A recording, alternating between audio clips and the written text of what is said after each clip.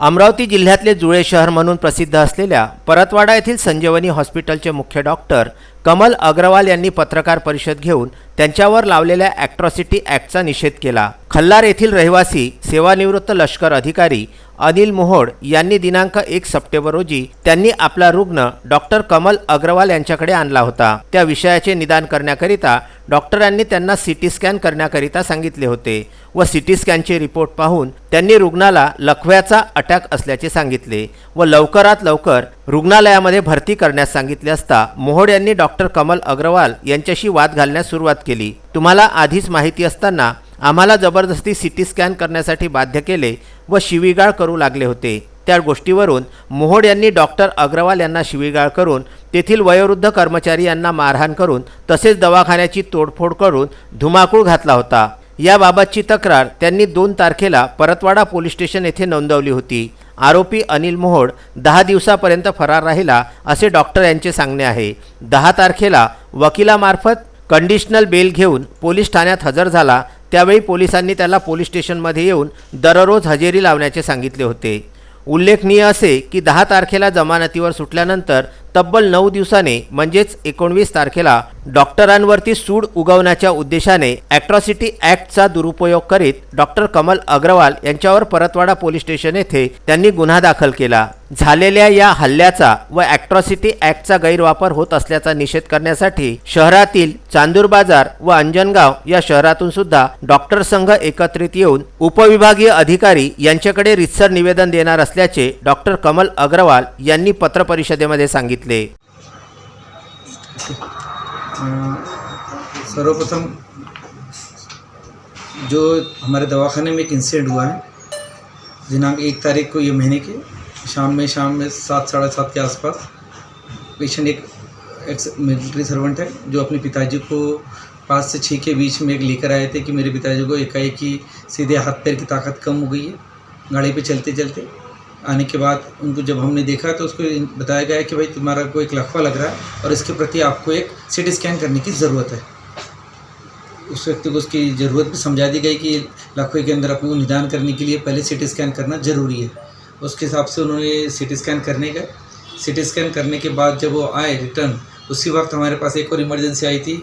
अपने सावली के अंदर गणपति विसर्जन में एक बच्चा डूब गया था, तो उस वक्त मैं एक आईसीयू में एक पेशेंट को इमरजेंसी देख रहा था।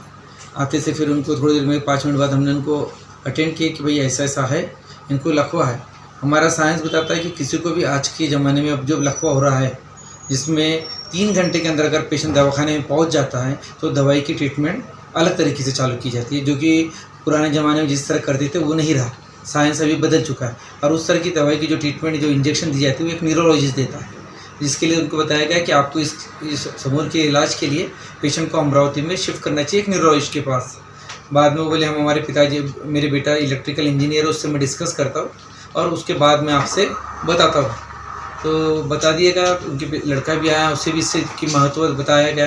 लड़का तैयार भी हो गया कि ओके बोले हमारे को न्यूरोलॉजिस्ट की ज़रूरत है, तो हम न्यूरोलॉजिस्ट के पास पेशेंट को लेके जाते हैं। तभी उसके पिताजी का एक प्रश्न आया कि भाई जब तुम इसका इलाज नहीं कर रहे तो आपने हमारे सीटी स्कैन का खर्चा क्यों करा? जब आपको इलाज ही नहीं करना था, आपको अमरावती भेजना था, तो हमारा सीटी स्कैन का खर्चा करा कि आपने हमारे पैसे का नुकसान कर दी। और जब आप हमारा इलाज ही नहीं कर रहे तो आप किस बात की हमसे फीस लेते हो? उसके ऊपर ही उसने यहाँ झगड़ा करा। तो बताया गया कि भाई जब इलाज सीटी स्कैन हुआ तभी हमें समझ में आया कि पेशेंट को बीमारी क्या है और बीमारी के लिए आगे का इलाज कहाँ करना चाहिए। बेटा उसका तैयार था, फिर वो दोनों की बोला वाली चालू हो गई। उस पर तू में शब्द बोलना चालू है, उस तरह के कुछ अपशब्द का उन्होंने वापर किया दवाखाने के अंदर। फिर वो हमारे आंख पे आने की कोशिश की। उस वक्त मेरे स्टाफ ने, मेरे रिसेप्शन के एक बुजुर्ग व्यक्ति है छिंगने काका, उन्होंने बीच में आके उसे रोकने का प्रयास किया। उसमें वो प्रयास के अंदर उसने उन्हें भी मारा, उनके कपड़े फाड़ डाले और किस प्रकार उसको हमने हमारे चैम्बर से बाहर भेज दिया गया। भेजने के बाद दरवाज़ा अंदर से बंद कर लिए, तो बाहर उसने बहुत दरवाजे को लाते मारा। बाहर सैनिटाइजिंग की मशीन है जिससे हम हाथ पर पेशेंट को अंदर आने के पहले हाथ धोते हैं, वो तोड़ डाली। फिर बाहर 15 मिनट तक गाली गलौज करते रहा। इस बीच हमने पुलिस को इन्फॉर्म कर दिया कि इस प्रकार का एक व्यक्ति दवाखाने में माहौल बिगाड़ रहा है। तो पुलिस के आने के पहले ही उसने अपने पिताजी को लेके यहाँ से दवाखाने से निकल गया और तुरंत उसके बाद हमने पुलिस को बुला के उसकी FIR नोंद करी। हमारा जो भी हमारा जो पक्ष था वो उनके सामने मंच रखा और उसके पश्चात हमने सेकंड डे उनकी एफआईआर भी दर्ज कर दी गई। उसके बाद जो मुझे मालूम पड़ा है कि वो व्यक्ति पुलिस उसको सर्च कर रही थी अंडर दैट एक्ट, तो वो नॉट ट्रेसेबल था। बाद में 10 तारीख को उसने अग्रिम जमानत मान्य है सेशन कोर्ट से ले ली, जिसके तहत उसको कुछ दिनों के लिए हर एक हफ्ते में 2 दिन के लिए पुलिस स्टेशन में हाजिरी भी लगाना था।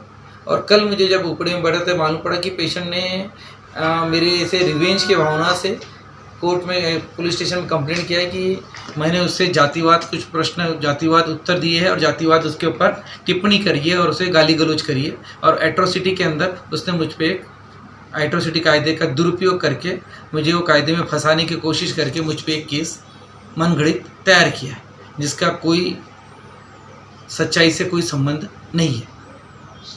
एसएन न्यूज नेटवर्क परतवाडा व विदर्भ न्यूज अमरावतीकरिता पंकज साबू यांचा हा वृत्तांत।